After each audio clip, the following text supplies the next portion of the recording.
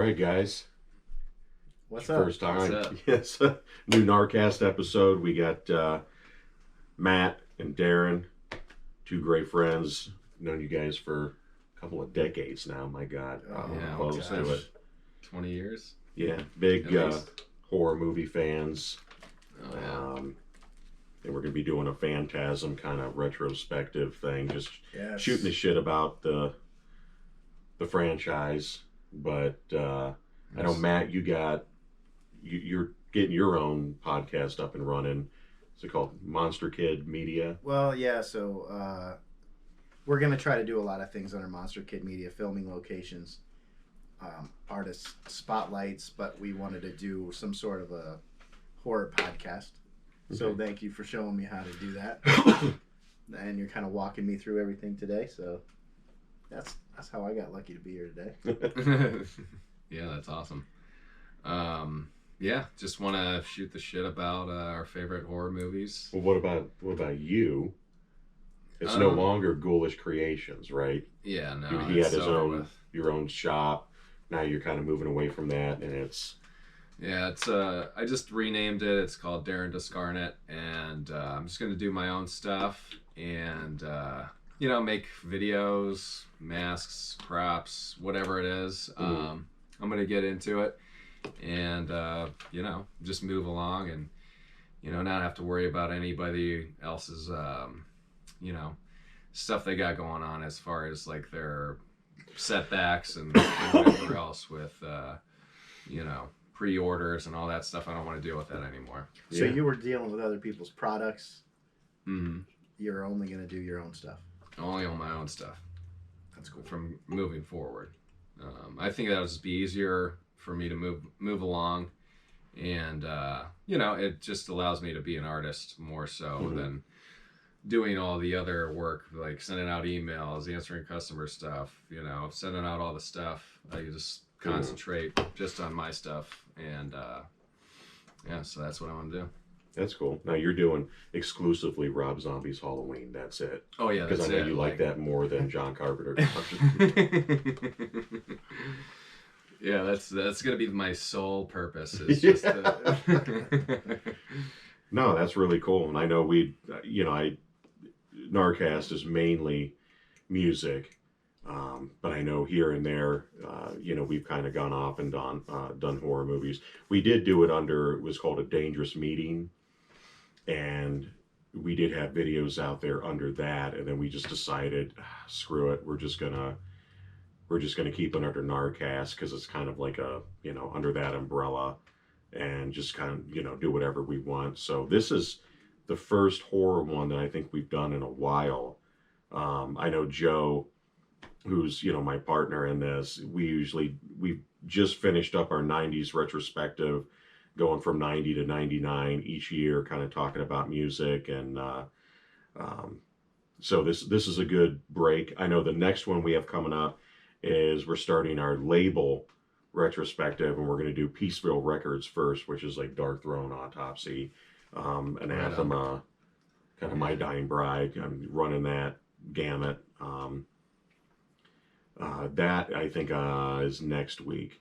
But this I've always wanted to do, which was talking about Phantasm. It's kind of funny because I text you out of the blue because I was thinking about it. I said, hey, can you show me how you do this? And then just randomly, you're all, hey, do you want to do a Phantasm one? Absolutely. Yeah. So it's kind of perfect timing. Well, you two are the only ones that I know of that, I have friends that like Phantasm, but nowhere near as like. And however obsessed I am with it and how much I know about it, this guy, you're the one that's like, I love. Well, I am not the Phantasm fan of fans. I have a friend, Scott Penza, who is the biggest Phantasm fan in the world. Mm-hmm. So I have to concede to him for that title. But I loved all the movies. Phantasm 1979 being my favorite. But that guy, he's on another level. He's on another level than I am. I can't hold a torch to Scott So if this makes it to Scott, you are the number one Phantasm fan. Well, you proposed your now wife at Morningside, right? Right. Yep. Yeah, At that's Morningside. awesome. That's in Oakland, Yeah. near Oakland, Yep. California. It's Dunsmuir, which is it's a big historical house mansion. Yeah, people do all kinds of parties and stuff there. And I went along the coast and went to all the filming locations there. So Oh, cool. yeah, it's kind of surreal to see that stuff in person. You almost feel, especially the Dunsmuir house, you feel like you're in the film. Mm-hmm. You know, I half expected Angus Scrimm to come through the front door. And say the funeral is about to begin, sir. Have somebody slam their hand on your shoulder. But no, I kind of know how you feel because June, I was telling you earlier, we were in Texas and we went to the gas station and saw, from Texas Chainsaw Massacre and some of the memorabilia that they had there. And they have it set up pretty much like the movie. Obviously, there's no fuel pumps, it's just right. Yeah, it's like a gift shop, but they do have the van there, and they had some cabins like out back you could stay if you wanted. But it was really weird because I just watched the film. We were driving down, I watched the movie, and then we were there, and I was kind of like, it is weird, it's strange. right. Yeah, seeing all that like in person. I know I want to go there. Well, both places. And that was cool. Like you FaceTime me, and I was like, "Oh man, I got to go down there." Yeah, Yeah, I want to stay in one of those cabins. Yeah, no, they can't be that much, but it was a cool place, and they do have like a restaurant, like a bar. I think it's all takeout, maybe, because there were people that were ordering, and there was a good amount of people there. Yeah. It wasn't like we were the only ones there. It was busy, and as we pulled in, a ton of people pulled out, more people pulled in. So I'm sure they do make a killing down there. But the Phantasm sets, I think, would be really, really cool to see. It's really interesting to see how spread out they are. I mean, you have Dunsmuir, which is in Oakland, and then you got to go down the coast to see a lot of the other stuff. It blows my mind that Coscarelli at some point drove by this road and thought, oh, I want to film this here. Mm-hmm. Or any filmmaker for that matter. Yeah. Like, how did they find those locations? Yeah. I don't know. They were talking about Dunsmuir. I can hear it's in my head every time they show in part one, every time they show it, it's the music, the sound effects. Oh, yeah. Yeah, it's that angle shot. Yes. Yeah.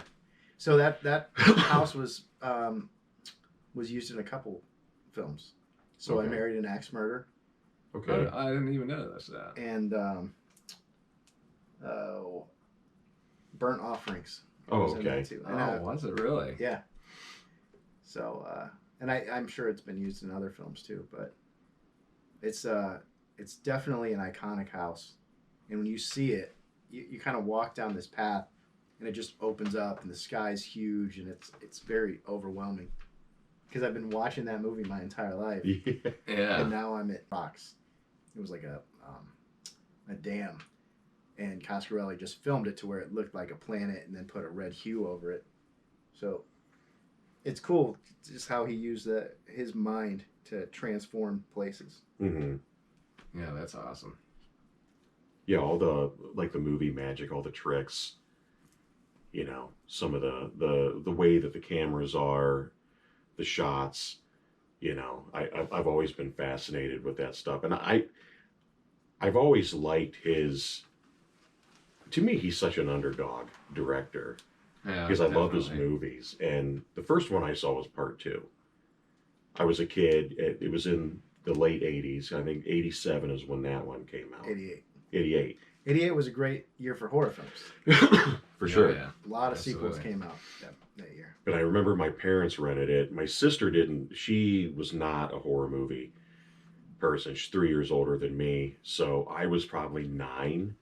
And I remember when they rented it, I didn't know what the hell it was. It's just Phantasm 2. And I remember my folks saying, oh, yeah, the first one's great. We saw it years ago, you know. Yeah. I'm like, why never? All right, you know, we watched part 2 and I was instantly obsessed. So if part 2 is, and that's going to be your favorite. No, part 1 is. Okay. So when you see part 2 first and you see Michael James LeGros. Yeah.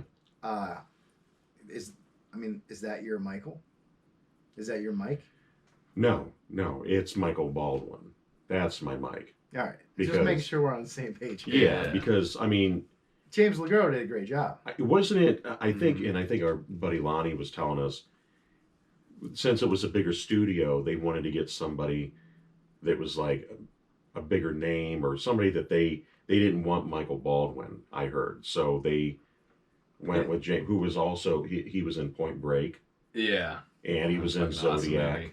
Yeah, I love it. He was car salesman in the Psycho remake. Yeah. Yeah. He's a good actor. He really is. I mean, I love him as Mike, but he's not Mike to me. He's not Mike. It's just one movie. And I think that with the studio, they allowed Coscarelli to bring over some of his actors, but they wanted to get one of their actors in. I'd be more pissed. It sounds weird, but I'd be more pissed if they would have switched Reggie. Yeah. With somebody else. Yeah, you know. Yeah, because Reggie's just Reggie, like, you know. But Reggie's Reggie now because of all the sequels. Like, he's built that character over 5 sequels. In 1988, when Phantasm 2 came out, Reggie wasn't quite Reggie status, you know. So that was a ballsy move. I think that was the movie that kind of started, especially with the weapons and a lot of some of the one-liners that he started using, and turned it into like a road horror, like we're on the road now. Yeah, you know. So, I don't know. He did it really well in a way that still kept most sequels suck. Phantasm 2 was great. Yeah, and it totally took the story a different direction. So you don't see that a lot. Usually they just try to regurgitate the same crap.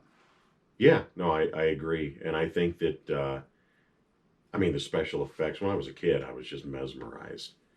Especially the scene with, I know the one, I don't know if you call him the guy that works the funeral, the pallbearer or whatever. Caretaker. Yeah, the caretaker that comes out of his...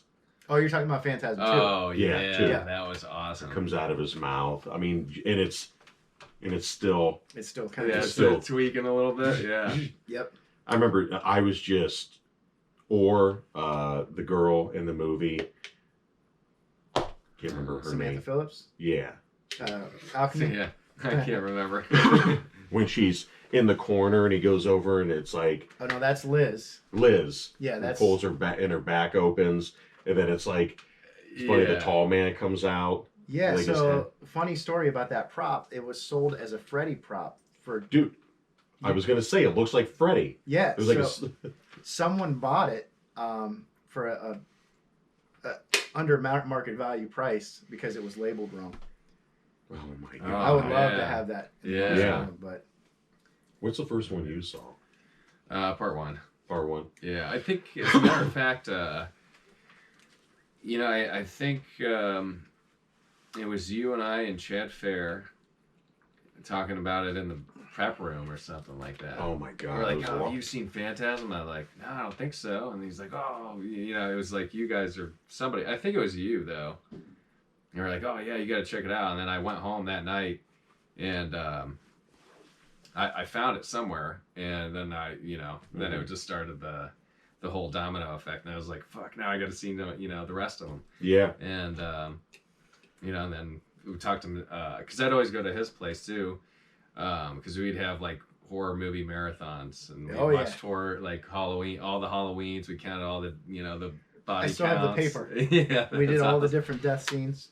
Yeah, we counted them, and it was sweet. But yeah, and then we just like kind of would always shoot the shit about it. Well, it's like you saw it in order. Then you saw it 1, 2. Yeah, so I went back a couple years later. After God, where did we live? I think it was in South Carolina when I saw 2, because my dad was in the Air Force. Then we ended up back up in Ohio, and I remember going to Roadrunner Video, and that's where I got part 1. And I rented it one night when it was, my folks, like, we went in, they got a movie, and they were like, you can pick out whatever you want. I was always beeline straight to the horror section. Yeah. It was like the greatest thing ever. And I went right to that. And I remember, like, oh, we got to watch this. And I remember I don't think they watched it with me. They're like, oh, you can watch it after we go to bed. And I was like, all right. Instantly, just the setting, like the vibe, the music, the special effects were great. Oh, yeah. I thought, and Michael, I was like, wow, it's a different Michael, but that's Michael, That's definitely. Yeah. That's the first time I saw it. I was probably 8 or 9 years old, and there was a recorded tape. I watched it. That film, like you said, the soundtrack, Fred Myrow. That's one of the best horror film soundtracks, in my opinion. But it's got that, I don't know what they used to film it, but it's got like that dreamlike film to it. Yeah. Which, if you go back to his films, one of his earlier films, Kenny and Company. I watched that. You showed me that at your Did house. we watch it? Yeah. So that inspired, there's a jump scare in that, because that's like a coming of age film around Halloween time. And these kids are trick-or-treating, and they go to this like haunted house, and there's a jump scare that happens in a scene. And I guess Coscarelli was watching this with an audience, and when that happened, it kind of sparked the idea, I want to write a horror film. Mm-hmm. So then he went off to Big Bear, a cabin in the woods, and wrote this movie.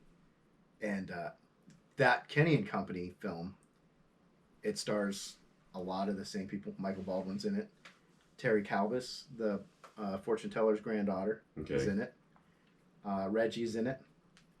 And it's almost like a prequel, like in my childlike brain, to Phantasm. But it's got the same dreamlike quality to the film. I want to say, don't quote me, I think Fred Myrow also did the soundtrack to that. But I'm not 100%. I have to look at that. But that's a great movie. Oh, I know. Yeah, that's awesome. But yeah, I wish they would do a re-release of that. Yeah. it's kind of weird that they have, because wasn't there one before Kenny and Company that Coscarelli did? They had Angus Scrim, maybe? Yeah, it's called Jim the World's Greatest. Yeah. Its working title, I think, was called Story of a Teenager, where and that's a deep movie for, I don't know how old he was. He was probably 19 when he wrote that film, but it's about an alcoholic father, and I've only seen it a few times. I think he kills his kid accidentally. Maybe maybe that's just how it is in my brain. I but can't remember. But I remember it being a fucked up deep film. I've got a bootleg copy because that's the only way you can get it. It highly recommend it. I've never seen. That's one I've never seen. Just to think that this 19-year-old kid wrote this deep ass film, it's like he was on a completely different planet, different level. Yeah, I can't remember if I saw that or not. I've seen everything else he's done. Yeah. Like Beastmaster. Yeah, Beastmaster. John dies at the end, which I thought was awesome. Bubba Hotep.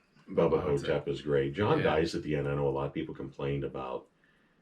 They're like, this needed to be a bigger budget. And I'm like, yeah, but the budget that he had, he did an awesome job to me with that. Yeah. I love that movie. It's so weird, but yeah, Bubba Hotep is... And Angus was in that too. Yeah. Mm-hmm.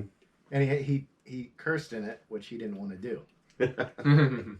That's he had a problem with that line. I think he was on the phone and he said, "You guys are fucked." He didn't want to say "fuck," but I talked him into it somehow. And also, an incident on an off a mountain road, or one of the which I think. Go ahead. Yeah, it was one of those anthology Masters of the Horror. Yeah, that's. It's got Ethan Embry in it. Yeah, great. Which I thought that was really, and Angus is in that. Yeah, in the basement or in the.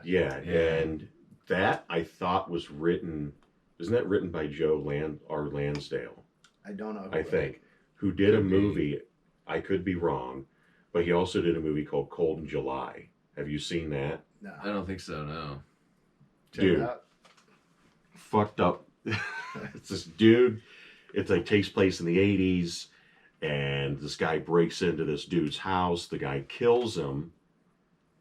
Just like, you know, just a burglar or whatever. He kills him. Well, then the burglar, the dead burglar, his dad is also like an ex-con, like a bad dude, and kind of starts to terrorize the family. But then you find out that the guy that he killed wasn't actually this dude's son, and then it gets really fucking dark. Oh wow. Okay.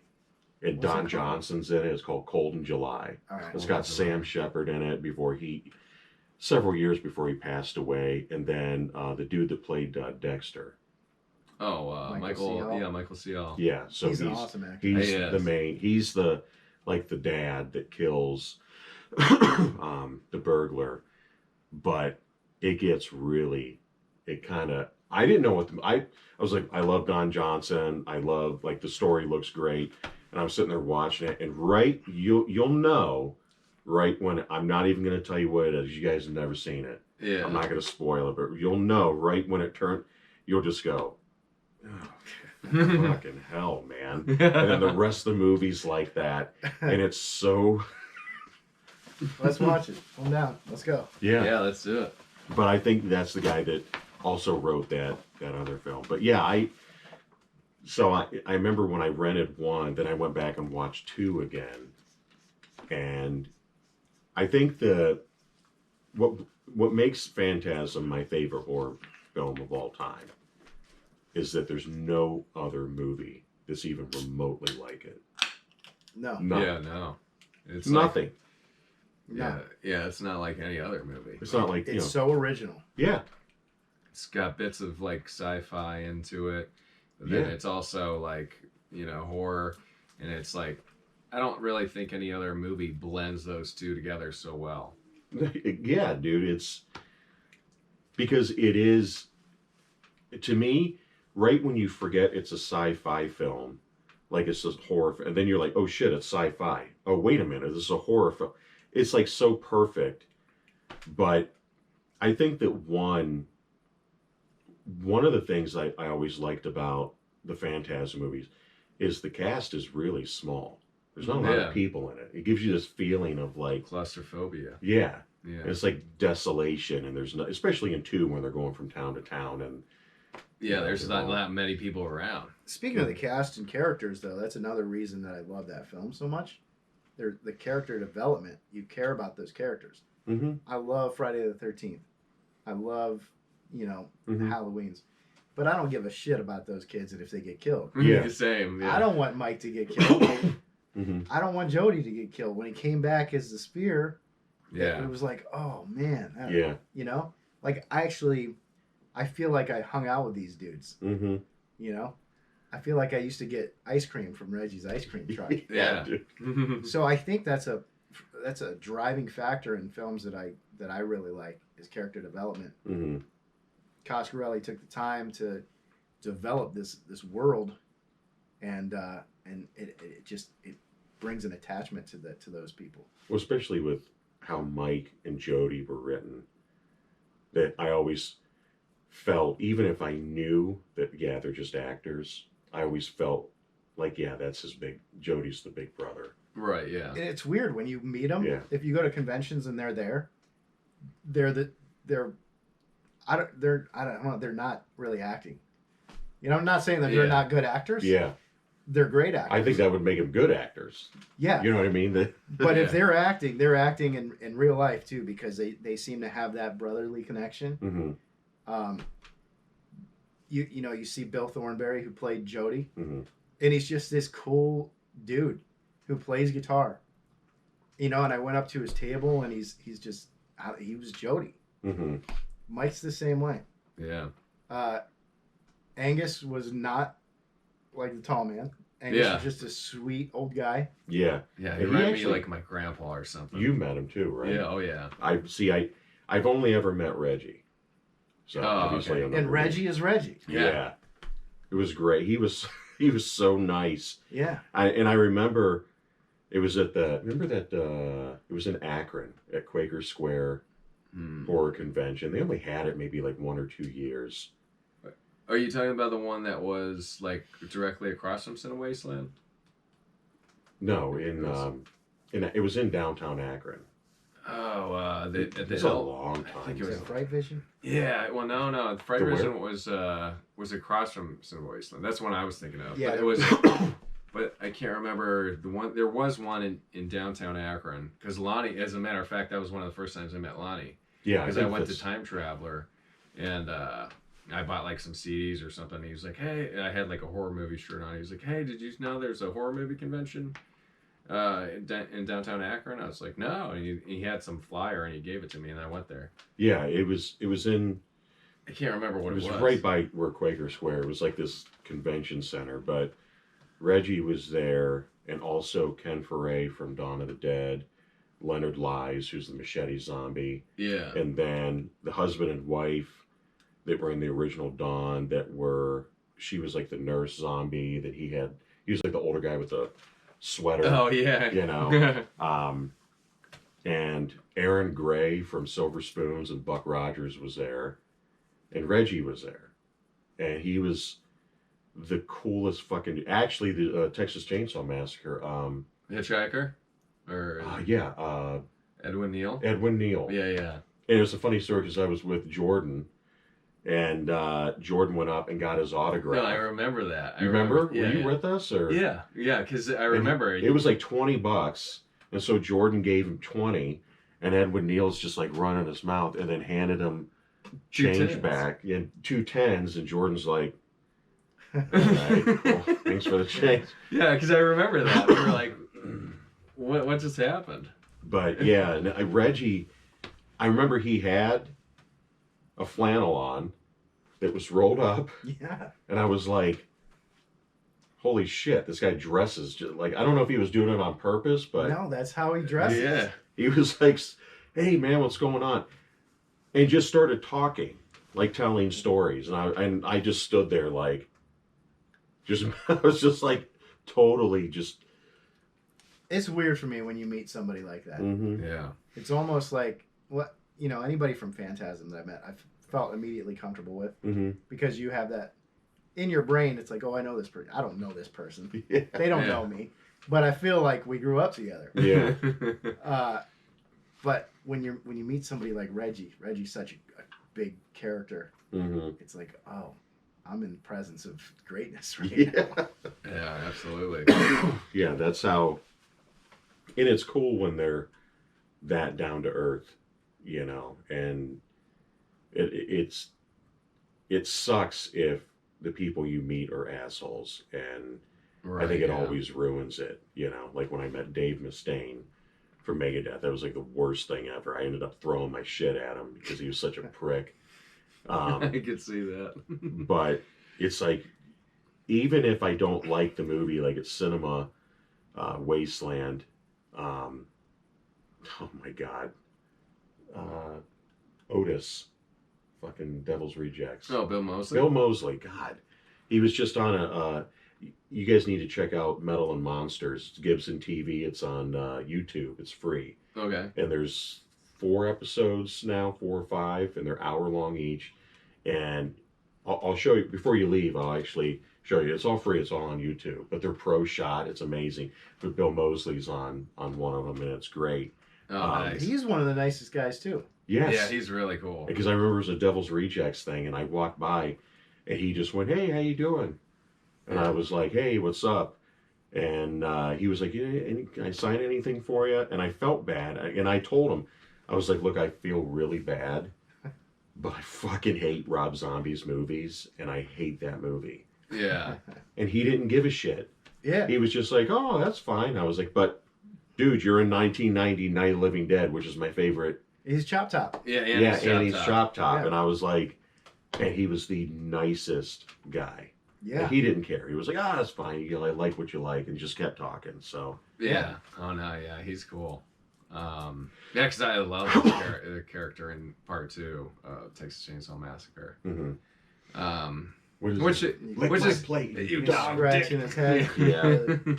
which Sorry. which is weird because like when I was younger, I hated it Yes. because I was like, this is too goofy. Like I don't like this. But like now that like when I've gotten older and then I realized what Toby Hooper was doing, you know, making it like a black comedy instead of, you know, it being so serious as like the first one. I totally get it. Yeah. And Took it in a totally different direction. yeah. But like like I love Bill Moseley's character in Texas Chainsaw 2. Yes. Like he's just demented, you know. He's almost even more demented than Leatherface. And no, I agree. And speaking of like characters, because there's all these iconic, and we were just talking about Reggie. I always think the Tall Man, everything with the Phantasm movie, the reason I love them so much, they're like the underdog horror movies. Because, yeah, there's a ton of people that I see online and meet that are like, oh, yeah, we love them. But it always seems like anytime you see something online about horror characters or villains, the Tall Man is never in there. Never. Yeah. And it's weird because that character has depth. Yeah. Right, yeah. And if you go to Phantasm Oblivion, they give him a backstory. He's Jebediah Morningside. Mm-hmm. And I mean, you know, Jason Voorhees, he was a kid that drowned in a lake. Okay, we get, but yeah, I mean, this character has layers. Yeah, you know. Yeah, no, I agree, and I think when Rob Zombie tried to give Michael Myers depth, he just butchered it completely, in my opinion. I don't. I think when so it comes too. around, like, I say fuck as much as the next guy. But when you watch those movies, it's like, what is going on? Mm-hmm. Like, yeah, nobody talks like that. You're just using that language to try to like bring a shock value, and it's not doing it for me. I know for people that like us that don't purposely use it, you just use the language in your everyday, you know, vernacular. Then you're watching those movies, and every time I'm like, yeah, you're trying too hard. Come on, like this is so ridiculous, but. I like that the Tall Man, it builds. I don't know, like you knew that there was something, that he wasn't just some goof that was just out to kill. Like he could have killed any of those guys anytime he wanted. He could have killed Mike anytime. There was something there. And I in his character, when he picks that coffin up. I was just gonna say. Yeah, it's just you're like as a kid, I was like, what? Yeah. You don't think it would be a freaky thing, but when I saw that. And Mike's in the bushes with his binoculars. And he says what every kid's thinking, what the fuck? Yeah, it's like just throws it in. Yeah, I probably would have shit my pants if I saw that. Cool little fun fact about that funeral scene. Mm-hmm. So that's Tommy, who was played by Bill Cohn, whose funeral they were having. Reggie's dad is the one officiating he's the funeral director, and he's standing up there with the book, and he looks like Reggie looks now, so it's kind of cool to know that Reggie's dad's in it. But then the voiceover, if you turn the TV way up, it's Angus reading, so it's Angus's voice on Reggie Bannister's dad. Oh wow, I didn't know that. Yeah. And if you listen for it, you'll hear his accent. Shit, I'm gonna watch it tonight then. Yeah, it's in the very beginning. So even if you fall asleep, you'll see it. Yeah. Yeah, and that's cool. This is why I had him on, because I love Phantasm, but all of this like extra shit, I love. Just nerd. Nerding out on Phantasm. But I think that there's so many sequences in the first one where there's no music at all. It's just quiet. And it's creepy as hell. Oh, to me. Well, the echoes within the mausoleum with the footsteps. Oh, dude. Yeah. Oh, that was creepy. And I did read, didn't Angus Scrim, that suit, isn't it too small for him? Didn't they? I think wasn't it like a little bit on purpose, so it made it look like he was super tall, like even taller than he actually was. Yeah. And the iconic haircut. Oh yeah. And he got his hair cut before the end of the film. So that's why when he pops out of the mirror at the end, it's the tall man, but he's got his hair cut. Okay. I don't know if you've noticed. No. But he's got his long locks throughout the film. Yeah. But when Mike closes the closet door and you see him in the mirror, Yeah. his hair's cut. Like, he's got a nice haircut. Which the way he looks when the door shuts and like the shadow on his face. Oh, it's menacing. Another fun fact. So we were talking about sequels, which we have to get into sequels. Oh yeah. Because we got to talk about the progression of the film. Mm-hmm. But in the beginning of Phantasm 2, Mm-hmm. they kind of recreate Phantasm, the end of Phantasm 1, and they kind of, show you different angles and whatnot. Mm-hmm. Well, they used a female for Mike, a female body double, which was Lori Loughlin from Full House. Yeah, dude, really? Yeah. Oh shit, was it really? Yeah. Who's now? I think she went to Did she go to jail? but I'm sure she's out. It was for like some college fraud or something. I don't know what it was. Yeah, it's like I didn't follow her much after Phantasm 2. I did love Full House when I was a kid, but yeah. I didn't know that. It's like the I Spit on Your Grave cover Demi Moore. is Demi Moore. Oh shit, I didn't even know that. You didn't What the know hell? that? What Yeah. the fuck? Like that's Demi's Iconic Wow. VHS cover, the poster. that's her booty on the. What the fuck? How did I know that? I don't know, but I was in the exchange the other day looking for old VHS tapes, and I found that cover, and I was like, oh hey, and there's like the person opening the case for me. I was like, this is Demi Moore's ass, and they were like, who's Demi Moore? No. Oh my And I'm god. like, oh no. It was a VHS. Yeah. Did Did you you buy get it? it? No, it was like a clamshell, Oh. something or other, and I stay away from the clamshells because they don't fit Okay. on my shelf. Yeah. See, I have a I think it's either a DVD or a Blu-ray, one or the other. But Lonnie got me it signed by Camille Keaton. Oh, okay. So that's sweet. Well, you gotta get Demi Moore to sign it. I know. Well, hopefully she comes to a convention or something. Yeah, maybe she I mean, will. let's get her. You're talking when you're talking about Angus Scrimm getting his hair cut. It instantly reminded me of a movie called. It's like the shittiest movie ever made, and it's the funniest movie ever made, called Samurai Cop. Oh wait, I think we watched that a lot. Yes, Dude. literally unintentionally hilarious, but like the funniest shit I've ever seen in my life. But the dude in the movie, the Joe, the lead character, I think that's what his name is, he had long hair. Well, I guess there was a break in filming, so he went and did another movie. We had to get his hair cut and then come back and film right after that, but his fucking hair was cut. Did they give him a So wig? they were like, we'll get him a wig. But they didn't go get him a dude's wig. They got him a woman's, like, fucking... and I'll show you before you leave Did I tonight. remember that? It's ridiculous, dude. Samurai Cop. Yeah, Samurai Cop. It's classic. But yeah, getting into the sequels. I want to know what your favorite sequel is and what your favorite sequel is, and I've got an ongoing friendly debate with my buddy Scott on what the best sequel is. I'm gonna say first, no disrespect. I know Coscarelli didn't direct Ravager. I fucking hate that movie with a passion. Okay, I think it's disrespectful to the franchise. I don't like the fact that it was just basically all Reggie. Getting dementia. So that's your least favorite. Oh, That's my least. oh, are we doing least favorite? Well, I was I was trying to be uplifting and positive. I'm gonna choose between 3 and 4, Okay. only because 2 is. It's too easy for me to say 2 is my favorite sequel. Well, you could say it because that's the debate I've been having. Other than 2. So I'm 2 going is your 4. favorite. So it goes 1, 2, 4 for you. Yes. Okay. 3, 5, obviously.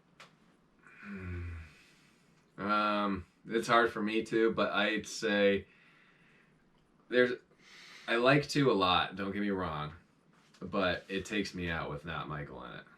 It's not that he didn't like the guy, or I forget what his name is already, but James LeGros. James LeGros did a good job as Michael, but it takes me out. Like, I don't know. So I would say probably. Oh my god.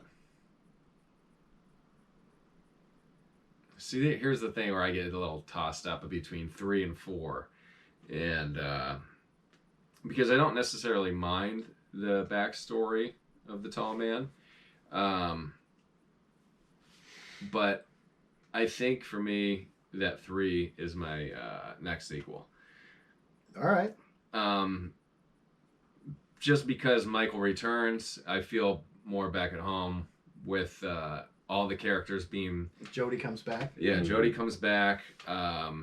You know, I don't mind the Home Alone thing. You know, like a lot of people don't really necessarily like that, but I just, you know, I think when you're in that world, that people probably would do those sorts of things. Tim, the character in that, mirrors Mike a lot. Yeah. He's even wearing a jean jacket with a flannel under it. Right. So his costume design is pretty similar.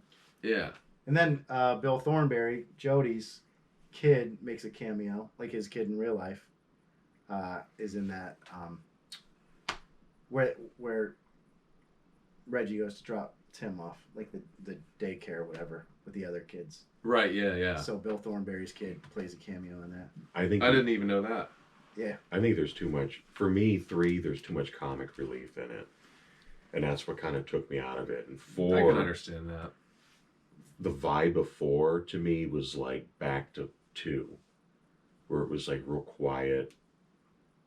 It's almost like he tried to go back and it just has that same vibe to me. And when I rewatched it the other night, I was like, yeah, this kind of solidifies it. 4, I think, is way better than 3. Yeah, see, I mean, like, that's where, like, I get a little bit, because I really like both of them. I mean, I like all of them, obviously, but, like, You like Ravager?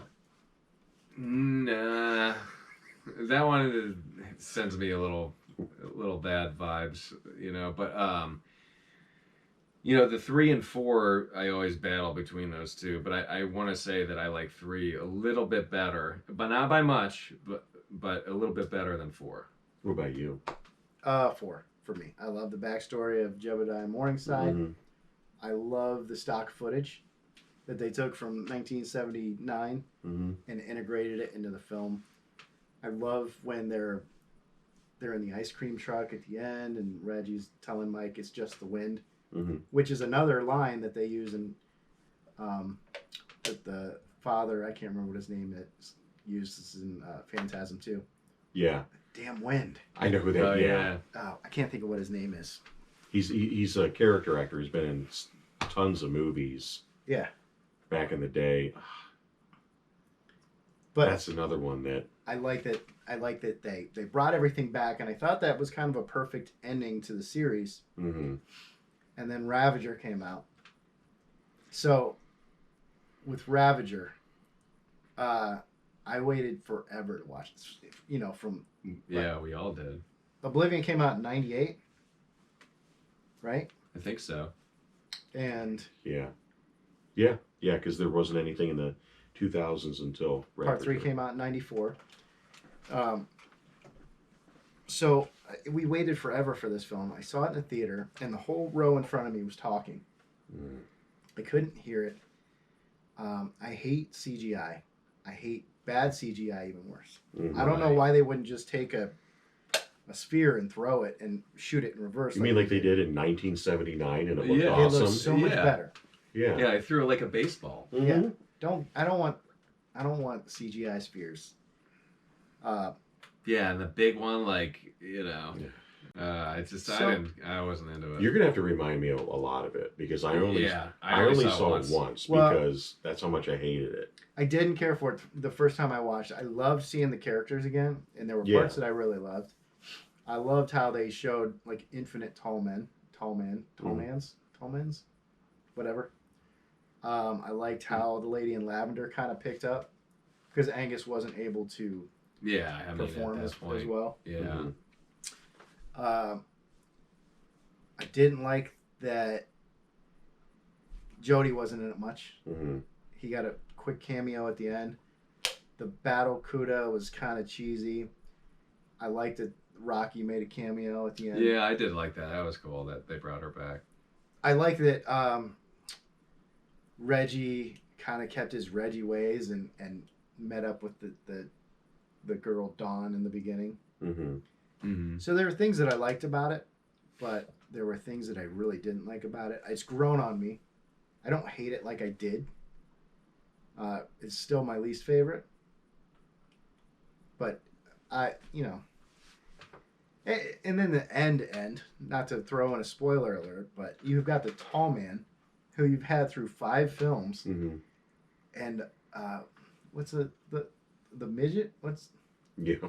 Oh yeah, what was up that? I can't remember. he's the one, he's talking shit to the tall man and kills him with a rocket launcher. Yeah, Like- I know. That's why that took me out. I was like, I'm out. Little person midget. I'm sorry, I don't know what's Whoever the hell, I don't know the guy that directed it. You might. David Hartman. Right? Yeah, that was But it's David like- Hartman, I think. And And he's a super nice guy. I've talked to him multiple times. And I love his artwork too. His artwork is Oh, incredible. okay. I didn't know he was an artist. But he took it to like a weird comic book type of. It didn't need to be that. That's the.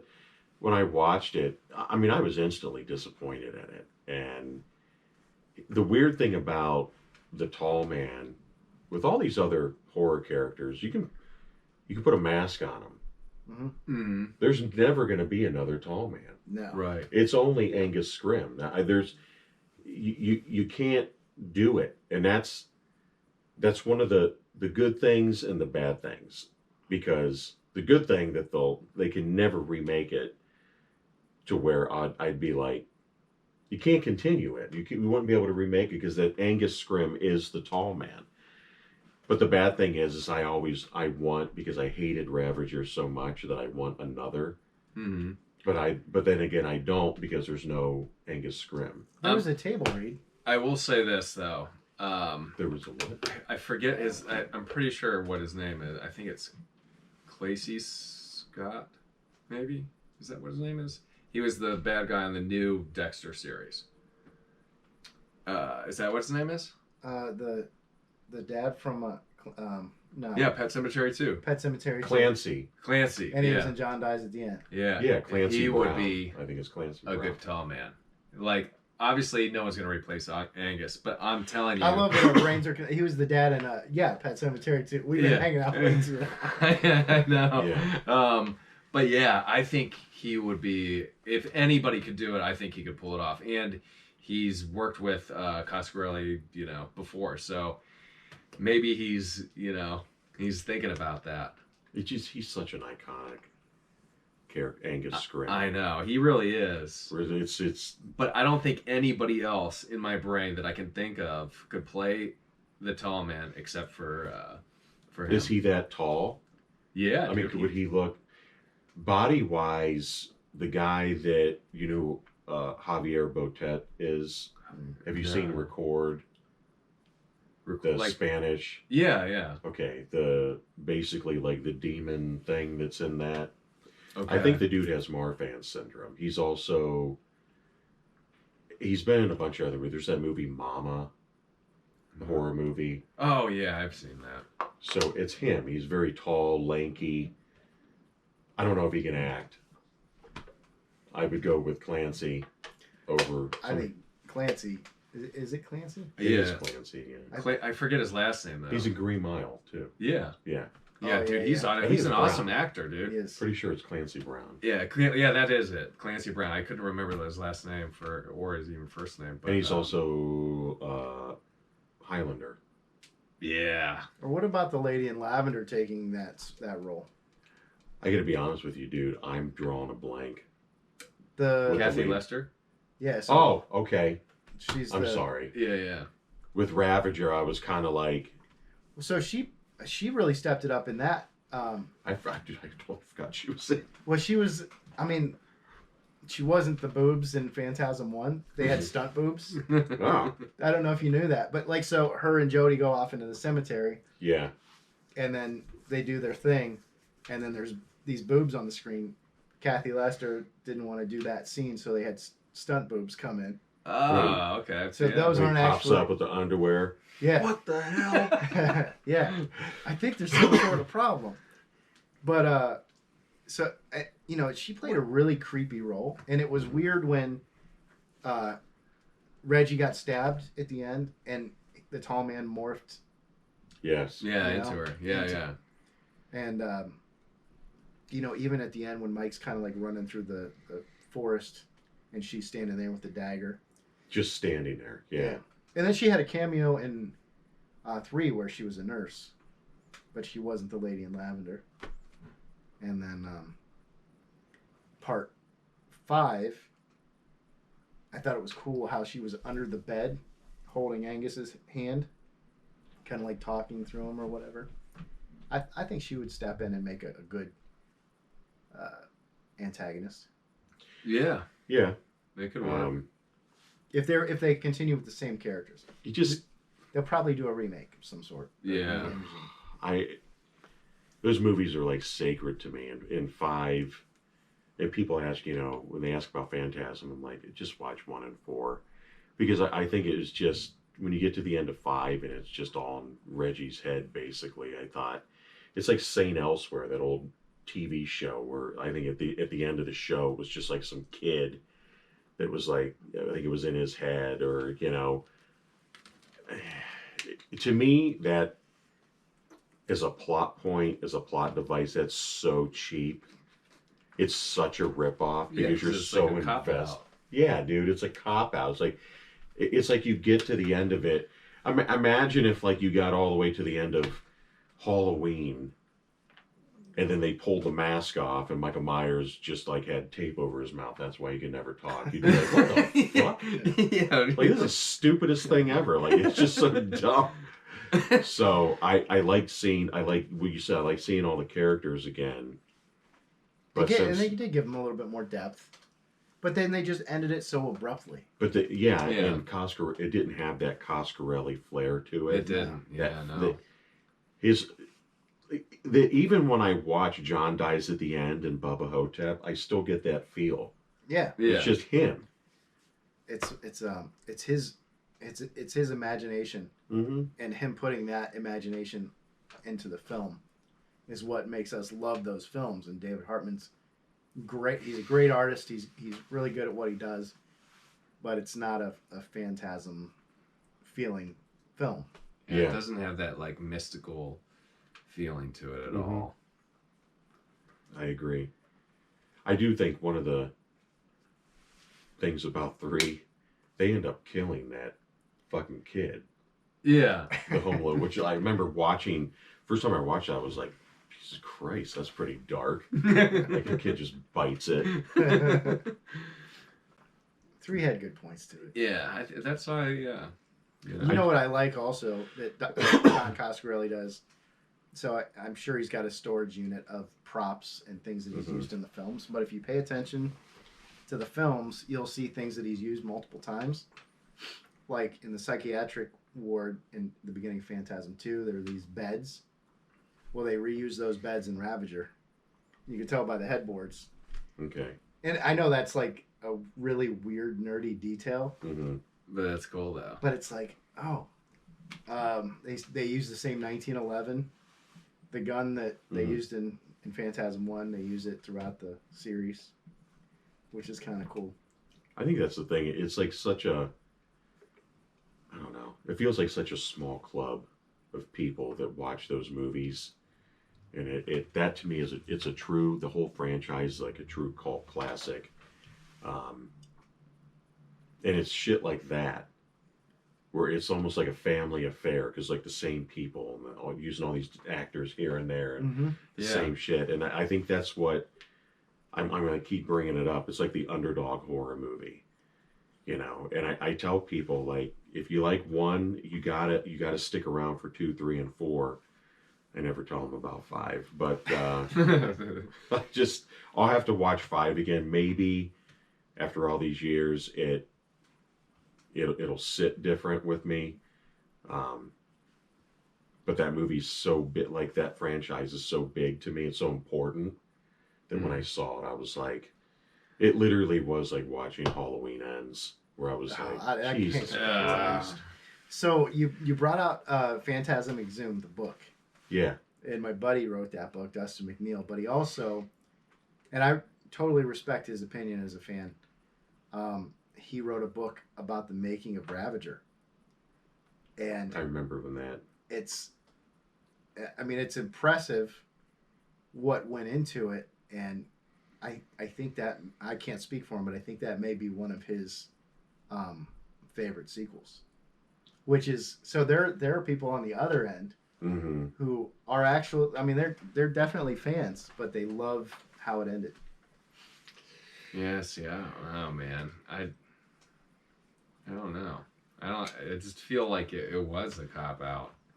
That's And yeah. that's the thing that ruined it for me. And then the CGI. The CGI was The CGI ruined it for me. because everything Yeah, was it's- so I get the big practical. sphere. You got to make something CGI, but I mean, with the little spheres, come on, give me something. Mhm. I know, like even in like when they had him in was it 4 when like Michael was like in the corner and there was like Reggie. just Reggie's yeah right now. yeah Reggie. They weren't CGI. They were just stuck to him. Yeah, Yeah. and it looked fine. Yeah. Because they were they were just kind of like jiggling like they were moving and Yeah. yeah, keeping he was them just up. like But if they made it now, it would be just like all CGI and it would look like shit. And that's why I've never seen excuse me, that's why I've never seen the prequel to The Thing. I never saw it either. Because I don't want to see it. But if you look on YouTube, I don't know if you've ever seen the prequel to The Thing. I've never seen it because I don't fucking want to. I don't give a shit. You're talking about the prequel to John Carpenter's The Thing? Yes. Okay, yeah. So the one that came out obviously within the past, I don't know, what is it, 10 years now or whatever. If you look online, God, it's been that long already. yeah, it's been. If you look on YouTube, they did that movie with practical effects, and they look amazing. Mm-hmm. And then for some reason the studio was like, yeah, fuck it, just do all CGI. I don't understand it. I It's don't like- either. Well, you just already did all of it. Something that's really cool. So, did you know that the off topic of Phantasm, it just made me think of The Thing. When that movie, I read that when that movie played in Norway, in the beginning, the Norwegian scientists, what they're saying, it ruined the movie for the people in Norway. Oh, no. Because the scientists are saying, get away, that it's a fucking alien. Oh jeez. Like, kill it. It's not. There's something to that effect. And so it was kind of like, Oh, there's the end of the movie. oh, all right. I guess that's what I can't remember where I read that, but John Carpenter was just on Stephen Colbert. Oh, was he? I gotta check that out. Which is great because they ask him about The Thing. Oh, And they nice. ask him about the end of The Thing, where is it McCready or Childs? Which one is The Thing? And Carpenter just says, you can tell, but you have to look closely. But I'm not going to tell you. I know what the ending is. And that's what he says. I remember seeing something about like, if you can see, was it? Fuck, I'm The gonna. twinkle in the eye Yeah, or something. yeah. There's like if you can see like a flame in the eye, Mhm. then that's the one. But yeah, see, that's the thing. One of the greatest things about The Thing, not to sidetrack this, but as many times as I watch it, I don't know why this is. I don't know if this happens to you guys, but I can never remember who it is. Yeah. And I can never, like every time I watch this, like I'm watching it for the first time. And that's one of the many reasons why I love that movie so much. We just watched it with the kid, my boys, a couple weeks ago, and they were obsessed. Yeah. They were upset. They love Phantasm too. Phantasm, I usually put 1 and 2 on and just let it fucking play. I'll be cleaning the house and I'll just put And it on and just let watches it the go. kids. You just That's kind of awesome. walk by. So, here's a question for you. In regards to Phantasm, how old were you guys when you watched the first one? You were in your teens? Yeah. How old are We're probably same age. I'll be 44 in December. So Probably what? it was probably 9. So- I'm guessing 10. I've noticed that I have related to each character as when I was a kid, I related to Mike. Mm-hmm. Then I related to Jody, and then I related to Red. It's weird. Like you grow up with those characters. And I don't know if you guys feel that same way. Yeah. Yeah, I can Like, see that. Like just being like, when you were younger, it did remind me of being like Mike, like, running around, following my brother around, or, because I did the same shit.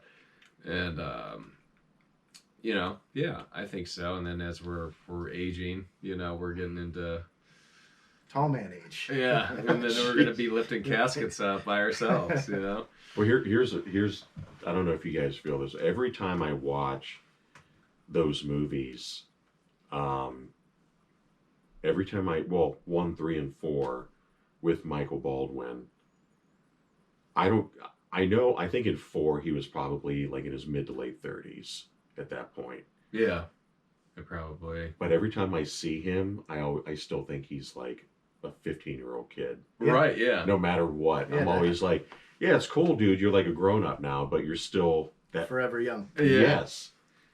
You know what story I wish they would have elaborated on more?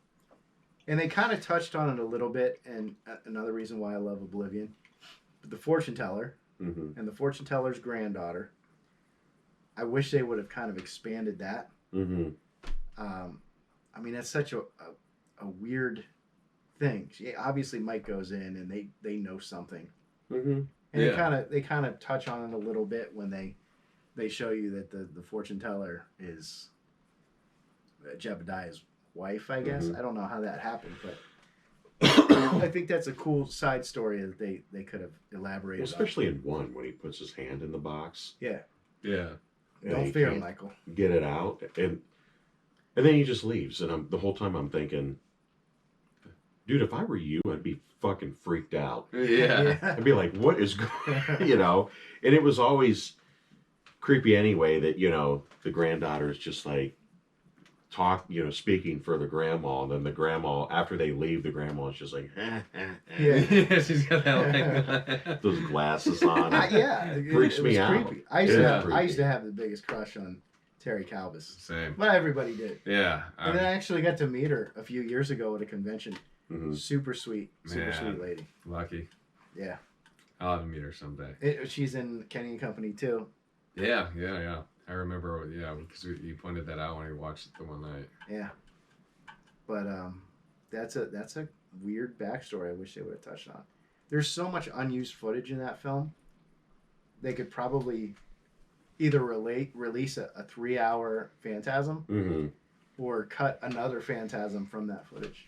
See, that's what I thought they were going to do with Ravager. I thought they were going to, like, tie up all kinds of this stuff with just back footage and then just newer footage as well. But, obviously because Angus couldn't do as much, stuff as he could before, which was unfortunate. But I don't blame him. Yeah, obviously, no. I don't begrudge people for getting older, and I love that dude so much, and it was sad to see him that long. I'm like, oh man, because I spent so many years watching Phantasm, and Mm-hmm. he had such a small role in that compared to the other movies that. And the sad thing was you knew why. Mm-hmm. Mm-hmm. Yeah, and that was the one thing that, to me, I think 1 through 4, they did a really good job at kind of keeping him looking as much the same age as they possibly could. Mm-hmm. Which in 98, I mean, he still didn't look, he had to be in his, late 60s, 98, He was in his right? 90s when he passed away. So Excuse me. probably in his 70s, 80s, I don't know. Yeah. Because he passed away, 7 years ago? I would have to look exactly when Yeah. he passed away. Jeez. I want to say that it might have been more than that. It might be like 10 years ago. Was it 10? You know what I think is really interesting about Phantasm was it originally had an X rating. I did. I heard that. Because when Ken Jones, the caretaker, gets the sphere to the Yes. head, it's one of the only films, like when people actually die, they piss and shit themselves. Mm-hmm. Yeah. So he drops, and you couldn't really see it too well on the VHS copies, but when they, remastered it, J.J. Abrams remastered it, Mm-hmm. and even on the DVD copies back in the day, you can see like the urine coming out from his legs, and it's like, oh, Yeah, That that is- was gnarly. like they don't do that in horror Yeah. films. But that was such a cool scene. Yeah, Mm-hmm. No, I think that the one scene, the scariest scene from part one is when he's in Morningside.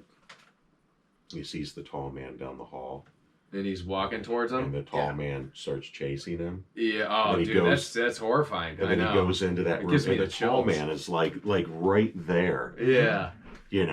That every time, and I still watch it to this day, and I'm like, this kid's he's gonna get caught. He's gonna get caught like every time because he's so close. and you're used to watching Halloween where Michael's walking and Jason's walking. Jason ran a little bit in the early sequels, Mm-hmm. but Tall Man's booking it after this dude. And when you got an old man Yeah, that's like, scary. chasing you, Mhm. that's terrifying. Mm-hmm. You know? That's such a great scene. I always like the small details, especially in one when I don't know if it's the caretaker or whatever. It's the guy that ends up getting the sphere, Mhm. but he goes in to like the room with all the caskets, and Yeah, Mike is the- hiding. Yeah, in the Mike's corner. hiding. And he Yeah. puts his lighter. Yeah. Because if you think about it, if the casket shuts, he's going to be shut in. So he just sticks his lighter in there so the casket doesn't shut. And he's like looking, And Ken Jones walks in. and he like, just walks over to it, and then Tall Man. Yeah. I'm like, Yeah. oh my god. Yeah, the suspension. So like, you don't need the blood and the guts and the gore to make a good film. Yeah. Like that suspense and that that Mhm. scariness Yeah, is what does it for me. Mhm. for sure. And that's what I think going back, I think Hitchcock said something to the effect of, I could show you what's around the corner, but it's not going to be as scary as what Is in your imagination. you put in your yeah. Yeah. Yeah. And that's the reason why these films, they don't really show much of the tall man's planet. No, Right. Yeah. it's one it shot of it. Freaks pretty me much. out, especially a scene where it's like all the The little dwarfs. little Yeah. door, and it's just like the line going up, and Right. Yeah. where is this? Like, what, this is so weird, and like what? He's making these little bodies and like what Mhm. what's going on here? Yeah. I wonder know, what the man. idea was behind the fork, I don't because know. that was such an I interesting. think it's because that those are like leading into different dimensions, and that's what I wanted to ask you guys. Like, did you think at the end of 4? Do you think that he was just the tall man is in just a different dimension? And I think those are a pathway to a different dimension. That's how I took part Mhm. 4. Yeah. Is it there's parallel dimensions Mhm. and people are in this room in another dimension. That's kind of the way. Yeah. But it's just the wind. It's not really the wind. It's somebody in another dimension. But that's just what they played it off as. Mhm. That's how I took it anyway. Right. Yeah. See that I was always curious what you guys thought about that. I that just aspect. I wonder how. I do think it could be. To me, that makes it like the whole different dimension makes it almost like Lovecraft. Because I love H.P. Lovecraft stories so much Yeah. that, like when you said that they're in the room, it's almost like From Beyond. Yeah. Where Yeah. they're in the room until you turn on the resonator or whatever. Then Right. you could see it, the creatures or whatever. So yeah, I think being in a different dimension, I almost want to call them like little Jawas from Star Wars, because that's kind of what Yeah, I know they do But- look like A that. lot of Star Wars parallels. Yeah. And J.J. Abrams remastered it. Yeah. And then in one of the new Star Wars films, they created Captain Phasma. Yes. Yeah. That's that. I was sitting here thinking, I was like, when you mentioned J.J. Abrams, I was like, didn't he do something? Yeah. And it was Yeah, it was Star Wars. With- So he put that the all silver. the all chrome Yeah. captain. It was almost like a stormtrooper. Yeah. which Costume. I think that character, that woman that played that was in Game of Thrones. Yeah, Was it she Lady was. Brienne or Yeah. whatever Brienne? who was fucking awesome. I know she was. I don't know if you've really ever cool. seen Game I of haven't. I know. Oh I know. man. I know. You What might you fall doing? asleep because of the British. I can't. If it's British accents, I fall right to sleep. Dude, I've it's never seen Harry Potter. I've never seen Lord of the Rings or The Hobbit, Game of Thrones. If you have a British Do accent, you watch Hammer horror flicks? no, Can you get through I them? can't get through them. Oh, Dark jeez. Shadows, can't get through it, dude. Jeez. I will Man. fall right. It's so soothing to me. I don't know how people with English accents can ever sound angry or mean. It's just it's like it. I don't know. I don't know why it's soothing to me, but it is. Can you get through Quint's monologue in Jaws? It's relaxing, but Greatest. I don't want to go to bed. But Man, no, that is good. I was sitting there thinking that was it Phasma? Captain Captain Phasma. Phasma. Phasma, Yeah, yeah. it's an homage to Phantasm, which is insane. That's awesome. Yeah. In Star Wars. And there were like I know we keep talking about the parallels. I know that Bill Thornberry tried out for a Star Wars spot that I want to say, Oh, really? yeah. And I can't remember which character he tried out for. But they came out around the same time, and it is weird that they both have Jawas. And Yeah. the spheres are kind of like this floating So train what do you things. think do you think they're just crushed Yeah. Yeah, I think human he just, slaves that he turns into? yeah, I think he. Well, that. Yeah. They explained it as the gravity Yeah. kind of crushes them. Yeah. That's so in the awesome, planet. yeah. Yeah. So it just makes them into that. You know the. You know what I'm excited about, or what I was really excited about, was your buddy Justin Mabry Oh yeah. created the Phantasm dwarfs and Ravager. I know, that's awesome. Yeah, he So- worked on that film. Yeah, I mean, could you imagine like growing up watching these films and then all of a sudden someone's like, "Hey, we need you to make Yeah. creatures for this sequel." That's so surreal. I know. I would love to Yeah. have a. I know, man. Like that's got to be so crazy for him. And there's a Yeah. rumor that Trick or Treat Studios may be bringing out some Phantasm stuff. I hope so. This whole I will room. go broke. Yeah, this whole room will be nothing but Phantasm. Yeah. You'll have to start carrying that shit again just for that. Just for that. Well, I still have my, The spheres. My I've been account. buying spheres from a guy named Mark Phillips, which is Nightmares Unlimited. hmm Yeah, see, I gotta buy one of those, man. I always want to. It's just. Dude, they are incredible. And he also makes the finger in the box. Oh, dude. So yeah, I just got one of those from him. That's that- awesome. I love that scene. Yeah. Yeah, and it's like moving, and Jody's, all right, I believe you.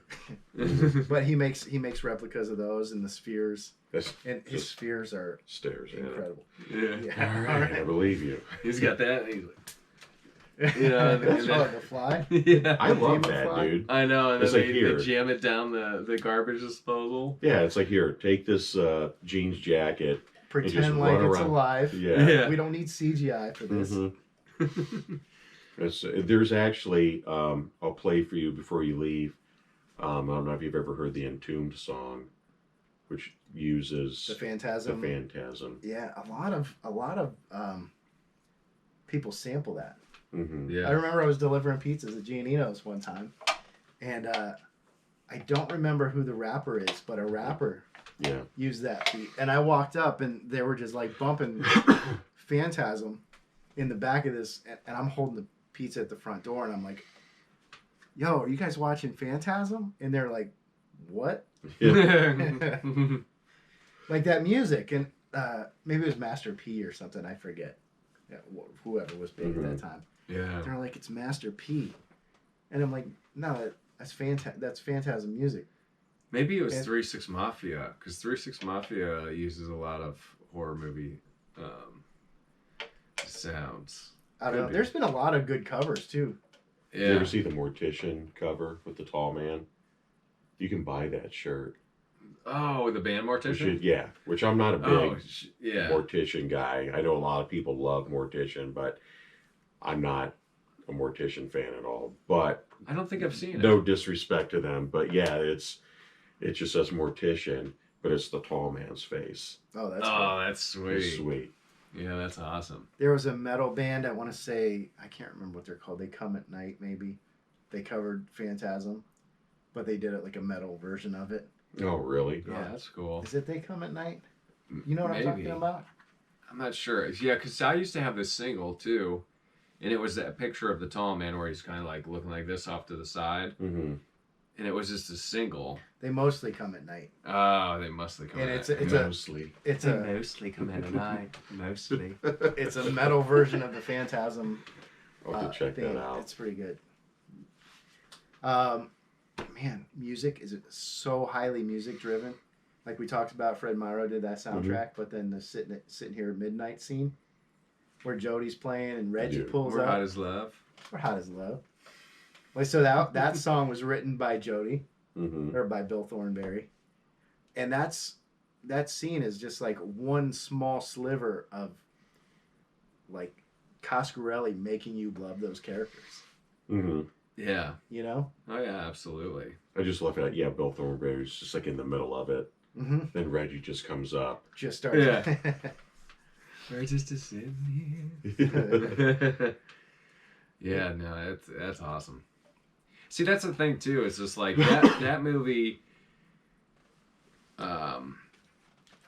The acting was so much better than Halloween. You know, it if you compare the two, and I always say this too. I keep going back and forth in my head which one I like better.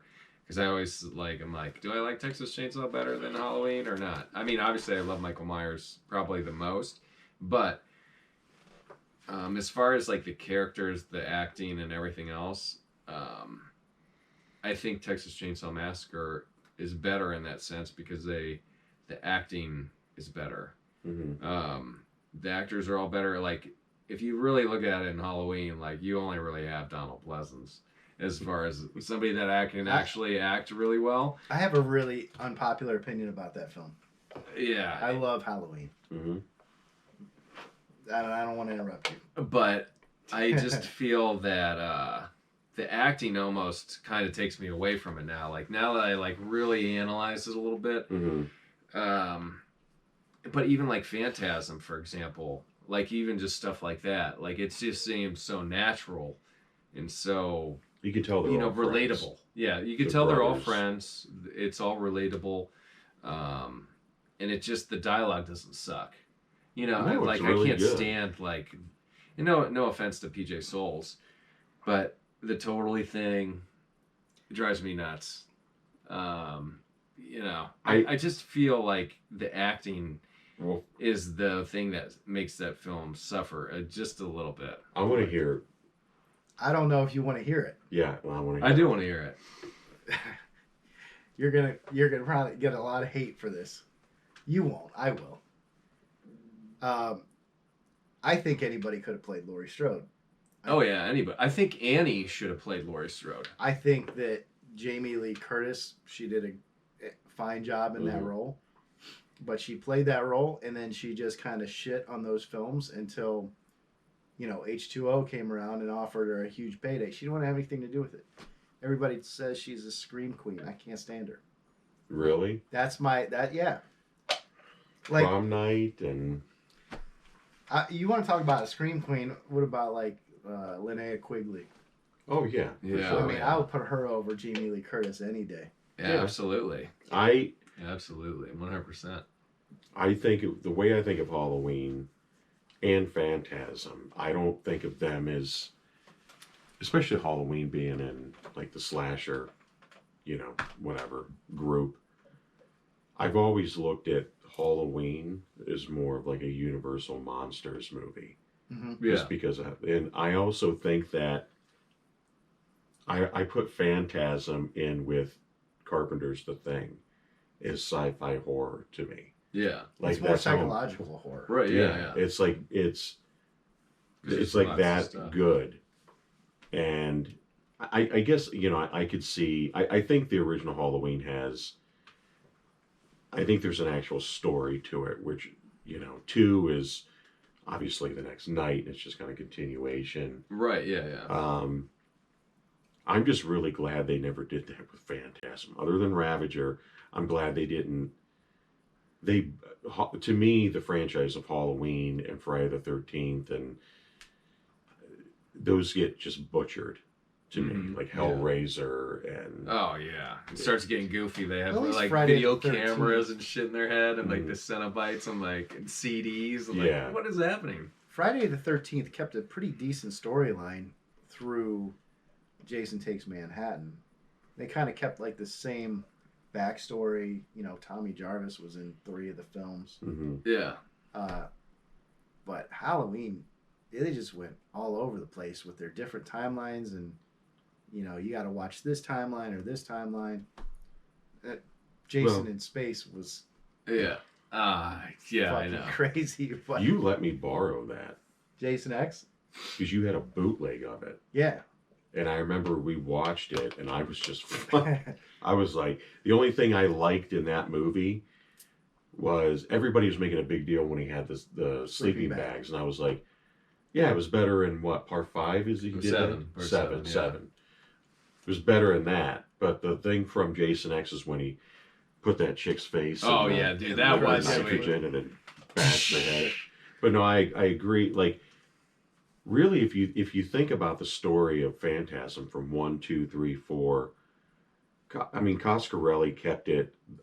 I think they're all great. 3 being my least favorite out of the first 4, but that doesn't mean I didn't like it. Yeah. Right. You know, I just think that the story it's just like one long ass movie to me that I love. Yeah. And right. Yeah. you get Halloween, it's like you get 1 and then 2, which I still like 2, but it's not as good as 1. And then my favorite is the one right behind Season of the you, Witch. which has nothing to do with Michael Myers. That's a movie that grew on me. Hate it when I was a kid. Same. I love it now. Yeah, which I think he wanted that to be Halloween each year. Yeah, a different story. There's going to be a different story, and it which would have been cool, I think. Yeah, but then I fucking despise 4 and 5 and 6 I and think 7. that's what Kills tried to do. Yeah. But Kills used Michael Myers to try to sell their film. Mm-hmm. And when you got into the theater, you realized it wasn't what it didn't. Ends. Yeah, I'm Ends. sorry, not Kills. Ends. Yeah. I know, yeah, exactly. Like, that's what they try to do with that bullshit. It was the old bait and switch. Yeah. Yeah. That's kind of how I feel about Ravager at the end. Like, you waited all this time throughout all these films. And you built up all this shit, and then you just do this? You have this little guy with the rocket launcher kill. That's what? Yeah. Mm-hmm. You have this kid Corey beat up Michael Myers and steal his mask. Yeah. Like, I mean, come on. He got his ass kicked by some band members. Oh, dude. I mean, since when are band members threatening? I feel like that's a whole different show. Like, you could do a whole show on No, in Halloween Ends Hate. And we, you know, anything I do Halloween is going to have Jay in it. You know that, 'cause Oh yeah, absolutely. that's his thing.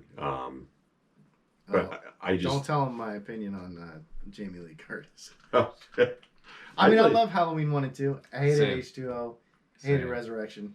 Same. But I hate how she shit on, like, she scoffed at the fans. She turned her nose up at everything because she thought she was better than the films that made her. You know, and then to go do A Fish Called Wanda. Yeah. And Freaky then, Friday. yeah, she was like, all right, well, you know, I'm going to be in Resurrection. I'll make a cameo, you know, if you just kill my character off. And then didn't want to have anything to do with it. And then until the new films. Yeah, which, by the way, in Resurrection, not that movie is redeemable by any means whatsoever, but even just the way that she got killed in that one was so unsatisfying. Mm-hmm. You know? She should have went in the wood chipper. She should have. Oh, dude. Yeah. I completely. Or he should at least pulled her ass in that fucking thing. You can't kill the boogeyman. Yeah, there's no way. I'm just like, this is what we get. You could have put him in a wood chipper 40 years ago. Yeah, they crowd Nobody surfed thought him. of that. They crowd surfed him into a Oh, fucking wood chipper. dude. We're getting off subject. I know, dude. Yeah, I know sorry. we're going on that because we're like sullying this awesome Phantasm conversation with Halloween I know. Ends. Yeah. Ugh. But no, I think that's. I think it was probably come to the end of this. Again, mine it would be 1, 2, 4, 3, and then like way Distant off 5. way off is 5. You're 1, 2, 4, 3. Yes. I'm 1, 4, 2, 3. Oh wow. So we're close. Yeah. No, I think that's interesting. You like 4 Better more than 2. I do, just because of the original cast. And, Yeah. Uh, Okay. you know, I have a lot of nostalgia and memories of watching Phantasm 2 and renting it from video theater in Kent Hmm. and making my buddy Matt watch it and give him nightmares. But 4, I don't know. 4, for me, the stock footage just does it. Yeah. And I think that was a perfect ending. I guess That movie, another ice cream truck. another bad thing of 2 is no Bill Thornberry. Yeah, I hate That's it. a big thing. Yeah. But I still think the story and the effects and the music and everything is strong enough that Paula Irvine was the Liz character. I Okay. thought about it. The one with the thing coming out of her back. So what about you? Oh, it's Samantha Phillips. Alchemy. She played an awesome role. She was the Yes. Where she yeah. pulls her hair. Oh At the yeah, end. dude, that was awesome. So yeah, I would say 1, 3, 4, 2. Oh, 5. Damn. Wow. 2. Damn. 2 bad. takes me out so much that because Michael isn't there, I just don't like. I don't know. I just don't like his absence. It's I not that kinda- it's a bad movie. Like I like the movie. Like don't get me wrong. Like it's a good movie. It's just that with Michael's absence, without it, just I don't know. I don't look at it as the same. I feel like it's a standalone Phantasm. With the different dimensions, I think they really missed the ball. Maybe they could have given James LeGros a cameo in Yeah. Ravager, or any of the sequels, and shown that there's 2 Mikes. In That different- would have been cool. in different different Yeah, dimensions. that's a Yeah, that would have been really rad if they did that. well. You always know that. Maybe Even they if- still can. Even if it was Yeah. like a quick, Yeah, when just a Reggie's glimpse. in the retirement home, even if James LeGros comes up and he's like an orderly or something, or he plays Mike in a scene and there's no explanation as to why it's him, Here's something I was just with Angus being gone. If they did do something, they could possibly try to find somebody like they did with Loomis and Halloween in the newer one, Oh, he looks great. Yeah, where I literally thought that was CGI. I did too. Or like they did with Princess Leia in the newer Star Wars when Carrie Fisher passed away, and Yeah, I thought it was. I was like, what the fuck? Like, and I how was are they like, doing holy that? shit, that guy's real. So before we wrap up, I got one more question. Phantasm. Okay, yeah. I could talk about Phantasm forever, but Yeah.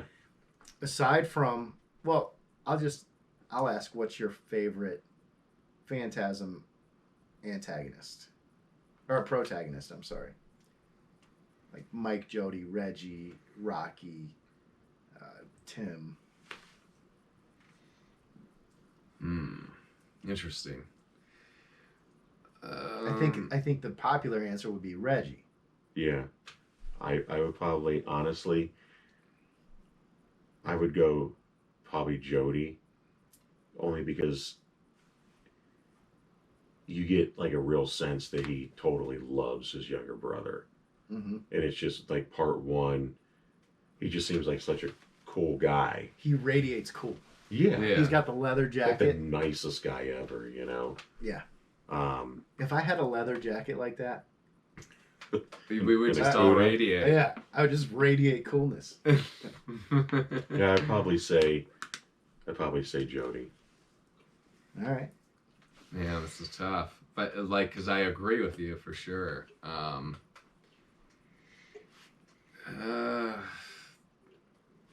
But I think I'm gonna have to go with Michael though. From part 2.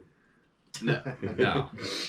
Although, like, he is cool in part 2. Yeah. Like, no shade of, or, against him in part 2. But I think Michael kind of reminds me of just being a kid and coming up with ingenuitive ways to, like when he took the the shotgun shell and the Mhm. hammer, Yes. and he busted through the Puts door. the tack in it. And, Yeah, and you know, Does that stuff like work? that. Like, I still want to try that. I know, I Yeah. do too. Like, so yeah, I think maybe Michael, and you know, just because of that, and he was like fixing cars and shit. Like, I don't know, he just that seems. CUDA. We didn't even talk about the CUDA. Yeah, we forgot to talk about that. It's Jody So- for me too. Jody? But I'm gonna, yeah, I'm You're gonna- going Michael. I'm going Michael. I'm going Jody. He's got the leather jacket. Michael will get the leather jacket at some point. No disrespect to Reggie. No, Yeah, no disrespect. I like- love it. but he's the obvious answer, and you can't always just. Yeah, you can't always do that. He's the Ash of that movie. Right, yeah, exactly. I'm so glad they didn't do a crossover though. Oh, yeah. All right, favorite. So Reggie's wife is doing the Women of Phantasm, where they kind of showcase the actual women who've been in the series. Who's your favorite woman of Phantasm? Oh, man. Maybe Lester. He's Kathy Lester. Yeah, for sure. Even though those aren't her boobs. It kind of ruins it a little bit because there's some prime titties, but you know, but she's just creepy, and Yeah. it's just Man, this is tough, though. Mm. Yeah, all the sequels. Who are you going? Rocky. I love Rocky. Man. Fortune tellers. The fortune teller or the fortune teller? Granddaughter. Yeah, Terry Calvis. Yeah, Terry Calvis. Terry Calvis for me too. We're in the same. Yeah, I just, yeah. Rocky is awesome, and she's awesome. in She real is life, really too. cool. Oh, yeah. Oh, really? She's a badass. Gloria Henry. She's a great lady. I think she'd be really fun to meet. Who?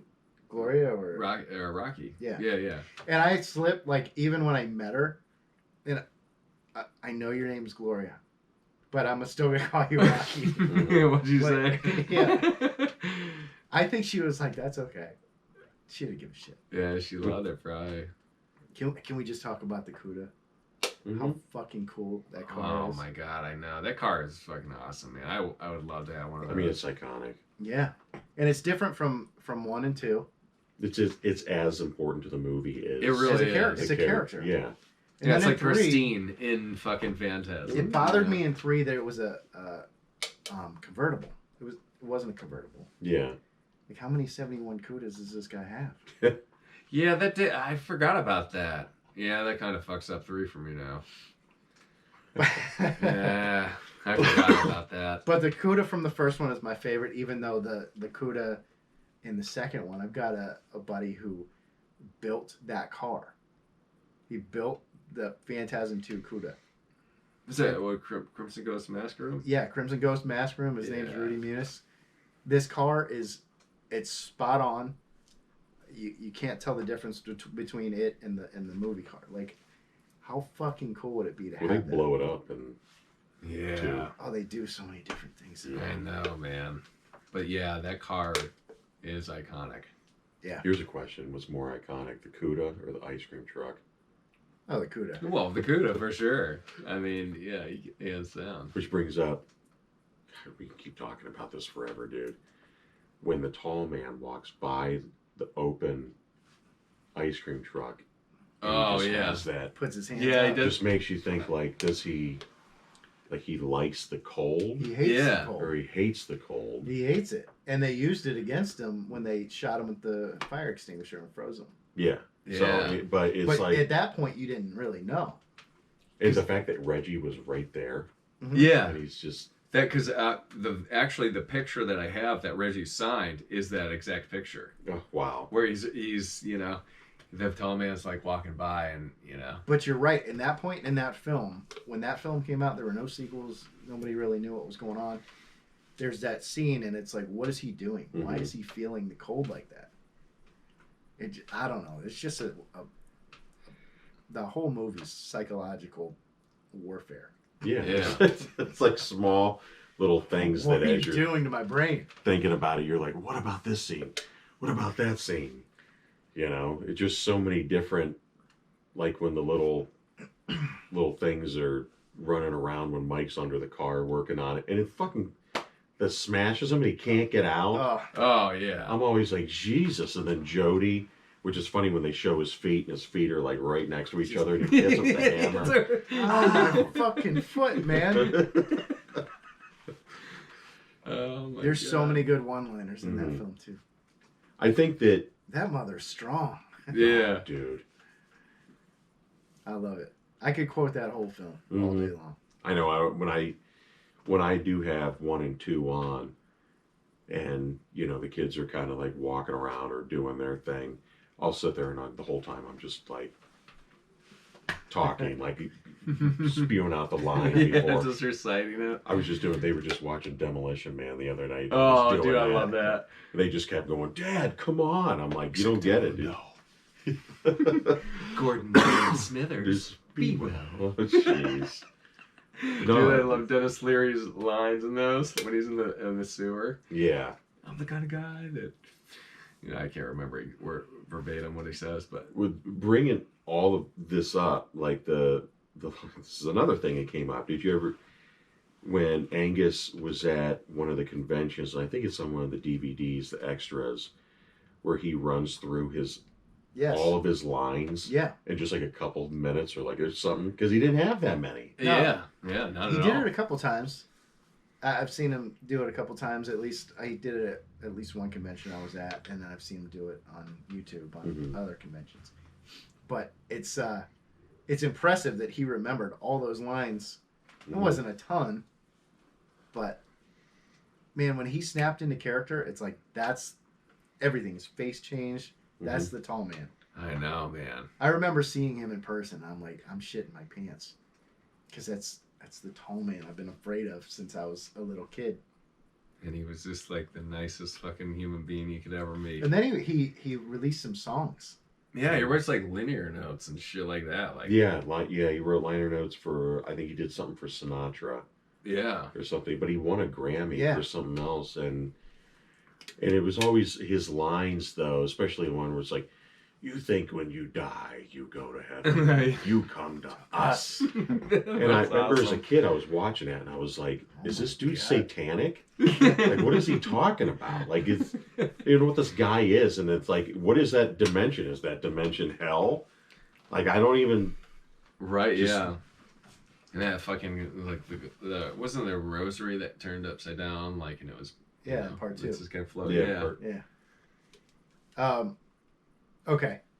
I like those fucking gas mask ones too, like the people that would Gravers. Yeah, the gravers. They Yeah, look that was really part, cool. that was part Yeah. 2. Are you changing your sequel? Yeah. You know it's part 2. I know. What's your Dude, I like it. It just like I said, if Michael were in that, I think it would be 1, 2, 4, 3. 5. Jody's not in it. It can't be my second. Yeah. Sorry. I know. What's your favorite line from any of the sequels? Because you said mine. Z said mine too. That's mine. Is it? That So when you die, you think when you die yeah. you go to heaven? that's such a good line. I know. I Us. love that. I mean, I'm sure people would say, "Boy," you know, No, that's it. that's an easy answer. iconic, but that's not my favorite. No. Or we're hot as love. Yeah. You know, one of those two lines. No, Yeah. that's such a. And there's bands that have used that. Oh yeah. That heaven line, which is great. But yeah, man, no, I'm glad we did this. I mean, we could sit here and talk. Thank for you so another- much for, Oh, yeah, thank for you. having us on. Well, hopefully this is like one of many. Oh yeah, And for then when sure. you get Monster Kid Media and you get that up and running, we can do. If you do a Halloween one, your buddy's probably gonna punch me in the face for saying what I said. No, it'll be a good conversation, especially to get him, because you know how Jay is. Oh, to yeah. get him with with Matt, it's going to be like those two. We're going to be sitting there going, I mean, you know that anybody could have played Laurie Strode. Yeah, absolutely. You know, Mhm. and the movie would have been just as good. I've never heard that, so I'd be interested in hearing what he would think. Which I did invite him tonight, but he couldn't make it. Oh, okay. But- Yeah, yeah. That'd be interesting. Which I know that if he was here and you mentioned that, it would be a 6-hour episode. Darren and I would be Sissy sleeping on the Spacek. ground. I'd be She could have been. just Anybody could have been Laurie passed Strode. out. But no, I appreciate it, guys, and I'll Yeah, I'll thank get you this. very much. Oh, yeah, absolutely. And I got the next one is a music one with Back with Joe, and it's the Peaceville Records retrospective that we're going to start doing as part of our label series. So yeah, thanks for tuning in. Thanks for showing up, and Oh yeah, anytime. Yeah. check out Darrin Discarnate, his stuff. You got Instagram, and Yeah. then you got Monster Kid Media, hopefully up and running. We got an So- Instagram, but it's not very popular. There's also the Monster Room, which is a collection of monster stuff I've got at my house. But Monster Kid Media is kind of where we're going to be doing the. We'll get it going. Yeah, the podcast. We're going to do filming locations, and it should be fun. I just have to not be lazy about it. Yeah. Yeah. It's an investment, but it's Yeah. time investment, but it's worth it. So be on the lookout for that. So thanks everyone.